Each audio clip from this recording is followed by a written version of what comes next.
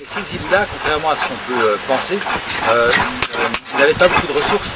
Le milieu naturel est naturellement est pauvre. Tu n'as pas beaucoup de bestioles à manger, tu n'as pas beaucoup de viande sur ces îles. Tu as un oiseau coureur qui existait partout sur ces îles et qu'on retrouve dans les sites d'habitat, donc ils ont mangé. Et sinon, les ressources, c'est les ressources de la mer.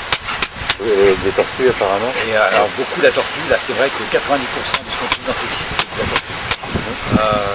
Il y a une logique là-dedans, ils sont sur ces grandes plages de sable que les tortues aiment aussi, donc c'est peut-être aussi pour ça qu'ils viennent sur ces grandes plages de sable. Et c'est vrai que dans les sites d'habitat, on a pratiquement que de la faune locale sur la tortue.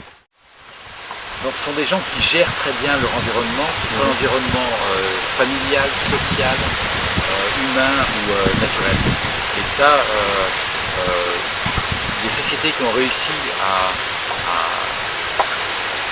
à fonder un équilibre comme ça, qui fondent la société un équilibre comme ça, qui ont réussi à le maintenir, moi je trouve que c'est des sociétés fantastiques. Même si pour nous elles paraissent très primitives. C'est quand même un peu dommage, tu parles d'un peuple de marins et puis on arrive aujourd'hui à quand même des gens qui achètent du thon en boîte. Dommage. Oui, mais ça si aujourd'hui les gens achètent du thon en boîte, c'est pas parce qu'ils aiment spécialement le thon en boîte, c'est parce qu'on les a habitués au thon en boîte.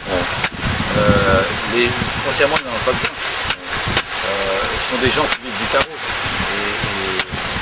Ils ont une morphologie qui est parfaitement adaptée à leur nourriture. Ce sont des gens du végétal. Leurs protéines, c'est des protéines végétales. Plus souvent, c'est le nangai, toutes ces noix, tous ces arbres à noix. L'animal tient très peu de place dans leur diète. Le cochon, on pense souvent des gros élevages de cochons ici, c'est pour nourrir les gens, c'est pas vrai, ces gros élevages de cochons c'est pour le prestige.